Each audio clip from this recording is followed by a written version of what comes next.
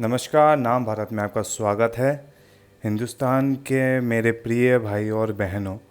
हिंदुस्तान में क्या हो रहा है आप इस वीडियो में ध्यानपूर्वक सुने और अंत तक देखें। और ये वीडियो कोई बायस वीडियो नहीं है और मैं आपको बायस होने के लिए भी नहीं कह रहा हूँ, पर आप खुद फैसला लें, अपना रिसर्च करें और देखें भारत में क्या हो रहा है। ने ब्रेक पर जाने से पहले जो बातें कही हैं, जो आप शायद चाहते थे कि कहीं ना कहीं आप के भीतर से ही आवाज़ निकलनी चाहिए कि नहीं, इस्लाम ऐसा नहीं है, लेकिन आपने जो चाहा उससे भी आगे बढ़कर शोएब साहब ने कहा कि हाँ, 7 दशक में गलतियां हुई हैं, लोगों ने गलत तरीके से इंटरप्रेट किया है इस्लाम को, और उन्होंने कहीं ना कहीं अपनी राजनीतिक रोटियां या निजी रोटियां भी सेकी हैं। इस तरीके की कहते हैं कि जैसा राजा वैसी प्रजा। अब जिस तरीके से सियासत बदली है, राजा बदला है, प्रधानमंत्री बदले हैं, अब सोच में भी परिवर्तन आ रहा है, या फिर वो सोच जो थी तो राष्ट्रवादी सोच, मुस्लिमों के भीतर भी वो सोच सामने नहीं आ पा रही थी, अब वो सोच भी सामने आने लगी है। इसमें एक बेसिक फ़र्क है, उसमें एक बात मैं जोड़ता हूँ जो मौलाना साहब ने कही है। पहले मुसलमानों के बिहाफ पे कुछ लीडर जो थे वो व्हीलिंग डीलिंग का काम करते थे,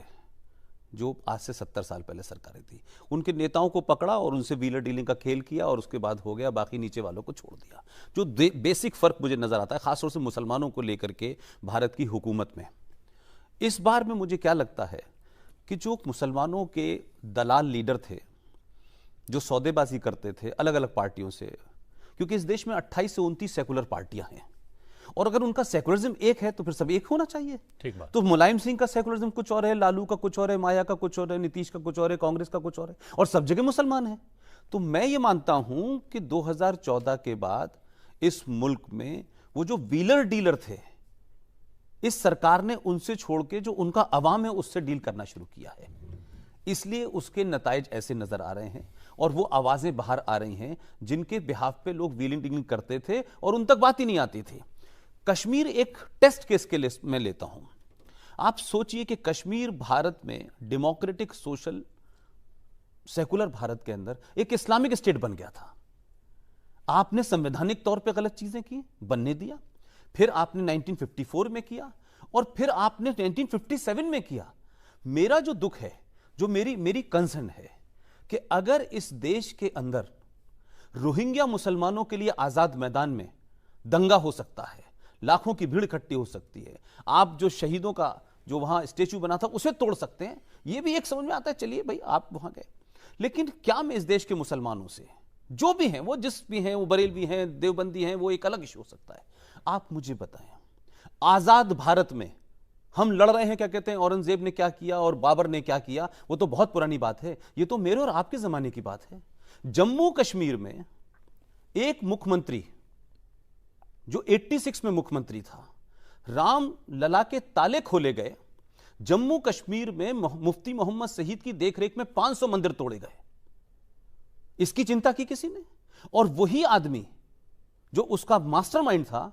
वो 1989 में भारत का गृहमंत्री बन जाते हैं, और गृहमंत्री होने के बाद, उसी राज्य का होने के बाद 2 दिसंबर को शपथ लेता है, 8 दिसंबर को बेटी गायब हो जाती है, 3 दिन में बेटी गायब आ जाती है, फिर गुलाम नबी आजाद के घर से कोई गायब होता है, फिर उनके घर में भी आ जाता है, फिर सैफुद्दीन सोज के घर में, कुल मिलाकर के 30-32 आपने आतंकवादी छोड़ दिए, देश ने नहीं पूछा। ये वो लोग हैं जो जम्मू कश्मीर में तो निजाम मुस्तफा चाहते थे, लेकिन दिल्ली में आते आते तक इनको सेकुलरिज्म चाहिए था। आप सबको पता नहीं होगा 2007 में गुलाम नबी आजाद ने जम्मू कश्मीर में शरिया नाफिज किया,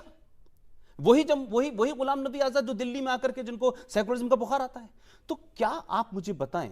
कि 5.5 लाख कश्मीरी हिंदू पंडित जो उस जमीन का मूल निवासी था,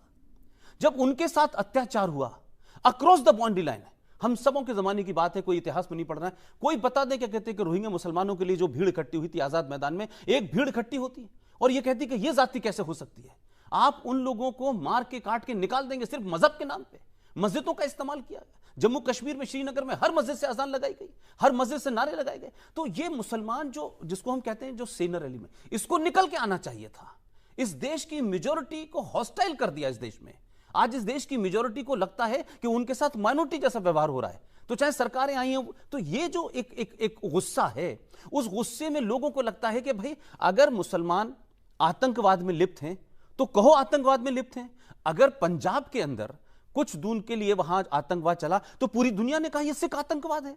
सबने कहा। और इस देश में तो कमाल के लोग हैं, दो लोगों को पकड़ के आपने एक नाजायज थ्योरी क्रिएट की और आपने हिंदू आतंकवाद कह दिया। It is become a fashion इन हिंदुस्तान कि भाई हिंदू आतंकवाद, हिंदू आतंकवाद। लेकिन क्या किसी में इतनी ताकत थी ये कहता कि हिंदुस्तान में इस्लामिक आतंकवाद को पनपाया जा रहा है और हर धमाके